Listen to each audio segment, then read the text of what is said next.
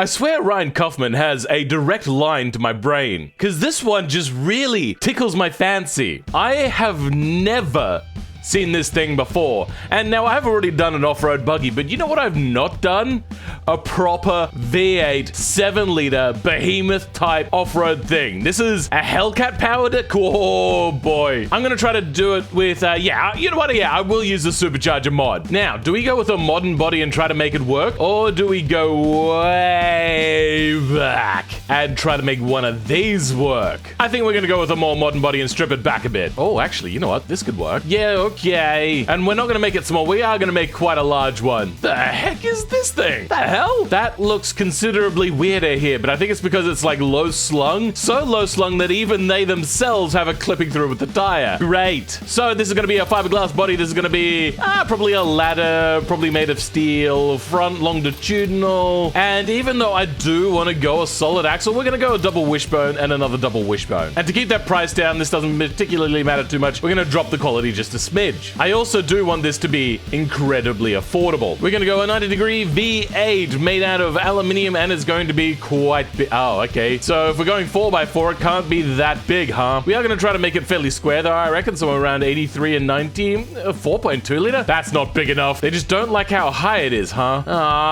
Mom. Okay, here we go. So, are we gonna try to keep the price very low by, say, doing push rod? You know what? Yeah, actually, I think we're gonna need to. Aluminium, moving on. Cast iron, cast, and wait, no, the connecting rods are probably gonna have to be some sort of heavy-duty forged, and the pistons themselves can probably be fine. Compression ratio will be quite low because there is going to be a supercharger on here. Cam profile up. Nah, you know what? No, that can stay low. We wanted to have low good RPM. Variable valve timing on a single camshaft? I don't think so. No turbocharger. Injection, multi-point to save money, because that engineering time goes up dramatically. But then I could go even single point, which would be even cheaper. Single configuration, performance intake, and a super fuel. And because this is going to be something that Americans will drive, it could be a little bit richer on fuel. The exhaust. Now, we could go a short cast, which will save a whole bunch of money in manufacturing. Or what I could do is make this engine on display and go with a tubular. I like that idea. We're gonna have this engine out there. Yeah, we're gonna have cats on it. Even though the people that'll own this probably delete them immediately. So the one thing I didn't do was make sure that those pistons would handle this. Yikes. What we can do instead of making the pistons better is reduce that cam profile a bit, get more torque instead of horsepower. Even though we do want a lot of horsepower, we are going to have a supercharger on this to help with that, and then drop that down. I wonder if I can drop this down to cast. Oh, we can. Good. Okay, we don't need to worry about that at all. And drop the quality of this down. Good. There we go. It's right on par with the type of RPM that we're using. So 258 kilowatts, that comes to 345 horsepower. So we are getting close. We'll guess that the supercharger will probably put on, say, 150 kilowatts. Let's bring this back. So that'll put us to 400 kilowatts, which would put us at 500 horsepower. So currently we need to make a buttload more power. Oh, yeah, I never raised this up, so there's a whole bunch of power. God, this thing likes to be rich. Like, really super rich. Okay, 286 will add on about 150 kilowatts, which will give us 576 horsepower. Damn it, we're gonna have to go extra full hard on this. Well, we're gonna leave it for now. I have another trick up my sleeve I want to use first. We're gonna make this look pretty because this engine is going to be on display. Let's give our V8 a bit of a listen before supercharger. Ah, there's nothing quite like a good beefy sounding V8. Now let's select our body. We're probably gonna go, you know what, we might actually have to go 4-door on this. I don't want to extend it out, that looks terrible. Also, that'll hurt our off-road ability. Wheel flares are actually legitimately just the flares. I like it a lot. God, if that didn't crease and actually just leant back instead, that would be actually really awesome to do something with. Unfortunately, as it is unworkable. So for now, we've just got the turbo supercharger placed. We will place it more specifically when the engine itself is ready. We're going to go a longitudinal, probably some sort of advanced automatic to help it get over the thing so you don't have to worry about the clutch. We're going to go with a 6-speed up that top speed because even if this is just an off-roader, it is going to have a very high top speed. We're going to give it the manual lockers that it deserves. Going to have radial chunky off-roads, and they are going to be very big. How big can these go? home. Oh, man, that's so awesome. 800. You know what? Maybe they don't need to be hugely big. I'm just going to flare them out instead because we do want this to be affordable. I like that they can poke out. That's awesome. Alloy wheels. Quality is going to be right about where they are. Vented disc on the front, probably a 2-piston, and a vented disc, probably 1 piston on the rear. I should probably also fit on some nice off-road wheels. There we go. Like it. I like it a lot. What size wheels are these? 16s? We can go 17s maybe. We're going to go with an off-road skid tray. Yeah, brake airflow. There's going to be a lot of cooling airflow on this engine, even though we don't really need to turn it up. We are going to turn it up because we want it to be realistic. Quality of the aero is going to be a little bit lower though because, I mean, who cares? Same here as well. This is also going to be a little bit cheaper. The seats, we're going to go at 2x2 maybe? Yeah, 2x2. Detachable hardtop, standard seats, basic CD so you got some tunes, and drop that quality a bit. There will, yes, be power steering. You need that for this kind of car. Trust me, I've tried. There will be ABS, but no traction control. The safety will be a basic 2000, but we're going to drop that quality a little bit because, once again, this is America, and safety is a good to have as, like, numbers game, but the quality itself doesn't need to be particularly good. Standard springs. We'll go a gas monotube and then an off-road sway bar. And select off-road. Wow, we don't have off-road as, like, a category. There's off-road premium, off-road utility, off-road and off-road budget. We don't fit any of these. Well, bugger. We're also getting a lot of overdrive. Whoops. 6.9 to 100. You know what? That's pretty good for something that's running off-road tires. The brakes are bigger than what they need to be. We have 0 sportiness, but 40 drivability. Okay, fair enough. Our top speed is basically 240. I think it's time that we start doing something about this engine. Now, I know I'm running fuel injection, and that does have carburetor model things on the side there, but, I mean, there's not really a whole lot I can do about that. So, we're just gonna move on with the engine. And even though it's generic, yes, we are probably going to go with the regular sort of thing that you would expect to be on here, which is just these sorts of grills, except vertical. There we go. We've basically cut away the doors now, except there's like some edging that we might need to get rid of. Because, woof, edging, that's pretty harsh, bro. I'm sorry, I'll show myself out. So we are gonna copy a lot of this. So as you can see here, towards the back end of this thing, it really does angle down quite a bit. But this is only a 2-door, though we're gonna try this anyway. You know what? Actually, we could probably make the angle start further back. Is there a slider angle? There is a slider angle. All right, trash this, make this shorter, and then the people in the back seat can just duck. So I just realized that this doesn't go right down here. What it does do is it goes back, and then like a normal roll cage, it then goes, which I think is to help with the fact if it rolls, it'll keep rolling over. So we've got to here so far. We've got ourselves some nice padding to go onto our rails as well. What we're going to do next is try to figure out the door sitch. So I don't think I've ever seen a 4-door, no-door situation, but I think we'll just reinforce the middle pillar and then add these little door sections on. These are going to take a while to make because they are like a fully thing, not just the stuff that goes across like a beam. That's going to take some time. Yay, I've done 1 door and it's only been 16 million hours. Time to do the next one. Also, you may have noticed that I realized that this one just wasn't lining up quite right. So instead of doing it properly, what I decided to do instead was make it bigger and make it look as if it was padded. It works enough, right? Yeah, don't at me. Do I just put the rear door back on? No, I'm gonna do this properly. Yay, we've done 2, except I now have no mount for this one, so I'm probably gonna put a pole right about here. There we go. I think we have done the better part of the skeleton cage. I am actually quite happy with how it turned out. I was not expecting it to look quite so nice, and it's good. It's good, I like it. Interesting interior. Oh, there's a seatbelt strap along the back. Okay, well, we can use... Oh, that's going to be problematic because we're meant to have back seats back there, and if you have a roll bar across there, it's going to make having a seat back there really hard. It really does need to be intermediate seats. Like, we go straight from that to that. Like, they're not great. Why have a fun vehicle if you can't take more friends in it? So, yeah, we're gonna stick those buckety seats in the back as well, so everyone gets their own little cagey type thing.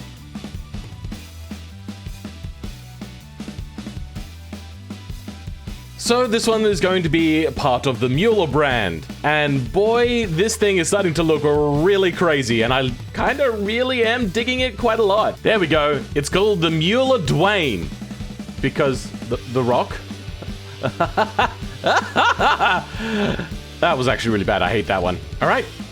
Are we ready to take this over and then do a touch of modifying, then putting it into BeamNG? I think we are. Okay, there we go. We've given ourselves at least some sort of under tray protection. We'll see. We'll go check the hitbox over in BeamNG right after we add the supercharger mod. Before we do that, we're also going to chuck it around. Automation gives it a 238. Surprisingly, even though it's yelling at me, it's not actually getting slowed down a whole lot. 1,600 kilos. Oh my God. What's our service costs? $1,000. Oh, that's pretty high. But our buying price is actually quite low at only $29,000, which is pretty good for a V8. Though we are about to stick a supercharger, which you could probably equivalently say is another couple of $1,000s on top. You're also going to have very tinted windows because you don't want to get like glaring sunlight in and blind you or anything like that. Please work. Please work. Good. It works.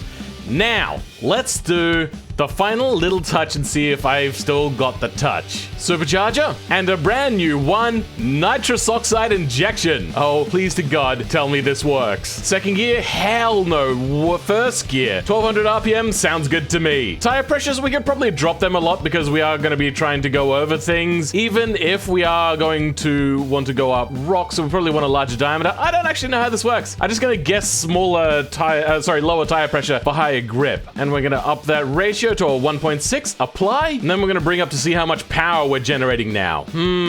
That's not right. So there's like a massive torque spike. What is that? Oh, that's the nitrous oxide system. Well, without that, it seems that we're hitting about 600, what is this? Or in brake horsepower. So we're just shy of 600 horsepower, but with nitrous, we're nearly 750. It's so good. Let's turn that on and let's turn this off. All right, let's give it a try. Oh, wait, hold on. Switch it into regular drive. Oh, God. Damn, this is fast. Oh my God, no. Shit. Oh my God, this thing is so fast. Oh my God, I have to put this on a drag strip. Okay, let's give this a try. We're gonna select NOS. We're gonna turn on the diff locks. It's gonna be in higher range and switch over to realistic more. And we're gonna select that to be sport and refresh. We should now be good. Wait, hold on, we're gonna select that to... Oh my God, did that just do a wheelie? I think it did. Oh, we have to watch that again. This thing is stupidly insane. There is no way. No, it did a 10.4. I didn't realize I was accidentally creating just the fastest car in the fucking world. I mean, come on, it's not that fast, but Jesus Christ. Bro. We have to check out the wheel spin. Okay, let's get the camera into... Oh, wait, hold on. Oh, that is weird. Rising from the depths, because this thing is evil. Have it in S1, and yes, it does get a wheel spin. Oh, that's awesome. Oh, I love it. This thing is so freaking amazing. Oh, I am so happy, guys. I am so happy. Let's go take this over and try actually rock rolling. Just what this thing is meant to do. Oh God. Let's turn everything on. And let's go a little bit rock crawling. And if we ever need that NOS, it will be there waiting for us. So far, we don't have great suspension travel. And we just lost our supercharger. That's fine. We're gonna keep trying this thing out. So I know I didn't go with the best suspension setup. You should have gone solid axle, but I really wanted to see like proper real suspension trying to go off-road. So far it's doing okay. We got some rocks coming up here. Oh God damn, this thing is just so powerful. Jesus, look at it. Like I am just feathering the throttle and it just loves it. What we need is more grip. Oh dear, oh dear, oh dear. Oh no, no, stop, stop. All right, let's try flooring it up here. Woo! Oh no, no, we bounced off. Fuck, no. All right, let's not be stupid crazy this time around. God damn, this thing is Okay, you know what? We need to NOS to get up here, because apparently it doesn't like me. Come on. All right, fine. Oh, you know what I didn't do? I didn't put in the gear shifter. Well, shit on a stick. Yeah, there we go. I get the feeling that this thing has a limitation on grip, and that's going up this, because it doesn't particularly want to. Nope. Yes? Yes? No, it doesn't want to. Okay, then. This thing needs better suspension travel. Oh, no. God damn it. Oh, no. I blipped the reverse. I was lining myself back up, and it just flung me. God damn it. Who would have thought that over 700 horsepower in an off-road vehicle might be a smidgen too much? I probably should have also gone the complete slush-o-matic automatic transmission, not the advanced one, so then I could get a little bit smoother power delivery to the wheels. But so far, you know, okay, we're doing okay now. Okay, maybe I should go a little bit slower and really just nurse this thing up here. I want NOS on a car now. This thing is so much fun. Oh dear. Well, we have made it to the summit in, like, if we weren't fart-arsing around, we made it up here quite fast. Oh my god. And up and over. Oh no. Oh shit. Whoa, what did we just hit? I don't know, but we've flattened a tire apparently. Let's see how this thing goes down with a flat tire. So far, so good. Oh, daisies. Well, now we've got 2 flat tires. Come on, these tires are meant to be really good, like off-roady, chunky tires. Come on, don't be like that. I can't believe how cheap this thing was. So, with the add-ons, I'm gonna say that this thing is probably about a $30,000 to $35,000 car. We have kept it quite cheap, and we got the chassis rails that seemingly Americans love quite so much. So then that way you can take the body entirely off and make anything you want. It doesn't have to have this absolutely amazing car body on that we made. What happened to our logo? What the hell? The game has somehow munted our logo. How dare you? Let's see how this thing splashes through water now. Well, I mean, probably won't do that well. Come on, this thing wants to roll so freaking much. There we go, good. It wanted to roll back as well. All right, let's try tuning. We probably want to inflate our tires. There we go, and full throttle. Wait, what? Why is it not changing gears? Change gears. Change gears. Change. Fine, all right, we'll go to manual control. There we go, now we can change gears if we want to. We're gonna go through all of the gear ranges. No. Oh, good thing we got a winch. Woo! Let's refresh that engine, shall we? Oh, no. Oh, that was close. Just, god damn. You know what? All right, fine. Turning off the front diff locks. Frickin' hell, mate. Oh, it's so much fun. This thing is so much fun. No, engine dried up, thank God. But that's fine, we're getting through. Yes. Woo! See, that's what I wanted to do last time. And flirt, full power, full beans. Yes, full beans. Woo! Oh my god, this is actually, I now want to do this, except I'm worried that any car I bring out would just flood like crazy. Jesus, okay. Yep. Oh god, I've never wanted to go off-roading until I saw Mighty Car Mods do their thing with their car. Like, previously I'd say, oh! Seen a few roadkill things, but never really tickled my fancy. But now that I've seen them do it, it makes me so tempted. I just wish I could afford one. They're so expensive here in Australia. Yo, you know what this looks like? This looks like the dog that's, the dog of Herbert the Pervert, I think? Yeah, that's what the... All right, let's head over to the racetrack and see what we can do.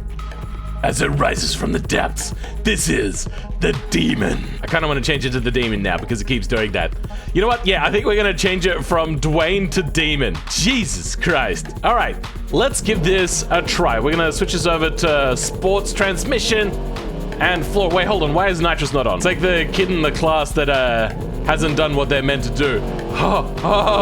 You know what? This thing actually might require me to break out the steering wheel. This thing is... mean and nasty. I would actually disconnect the front drive shaft, but this thing has so much power. I think this thing would be a nightmare to not have the ability to drive with the front tires and actually save me from the lunacy that is this vehicle. Oh, I am so bad with this car. By this point, I just had to be quiet. I couldn't control this car the way that I wanted to. I mean, look how much power this thing has. It just goes. And because it doesn't really go through a corner smoothly, it makes it really unpredictable getting to the next corner. But finally, we got onto the good lap.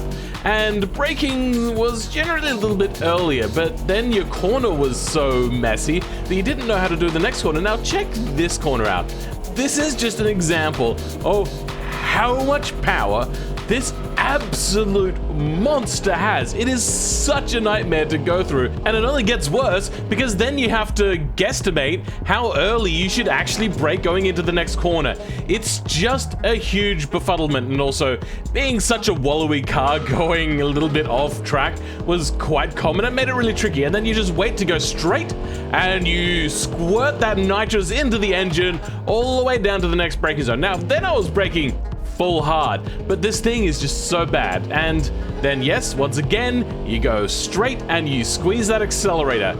It is such a tricky car. Like, you just have to treat it like you would a normal American car. Corners, that's not so much what you're trying to do. And then here, I could never figure out how fast I needed to go around here because the car became always so unpredictable, and I know that happened, but I was not going to restart the lap again. Because, I mean, it's not going to be your Lamborghini type car or your McLaren Senna. It just needs to get around the track. Even if, like, you get to these points and then you just floor it to try to save whatever you've done here. And, yeah, you know, just gently stuff everything up. But even if you do stuff up, you have to really brake super early. Now, I am full on the brakes here, but this thing is so pathetic under brakes that it took that entire distance, which is a sort of distance that a supercar would require to actually pull up in. It is just so bad. Then going from supercar details to something a lot more like what you'd expect from this car, just wallowing around. It is not a very fun car. You cannot go fast through corners. But luckily, because you go through the last corner so slow, Adam's Apex is actually quite manageable because you don't have to brake very early. But all's forgiven for when you reach a straight again and you just power down. Now, Cossack's corner is going to become a little bit tricky, as you're about to see. We come up over the ridge and it just gets the car a little bit unsettled. And then when you try to put the power down and I broke at the wrong time, to hell if I'm restarting. Yeah, I was done. I didn't want to drive this car on a racetrack anymore. I mean, sure, we're about to do a rally track in a second, but here I didn't want to do it. I just wanted to get this done. It was a fun car, but really only in straight lines and off-roading. It is not meant for the track. Even though it did put down a sub 3-minute track time for an off-roading car, it wasn't really what this car was designed for. Now watch this. Boop! It was going so fast, even slow motion, it just flung itself around. That was a whole bunch of fun. Then to blow off some steam, I did some celebratory donuts.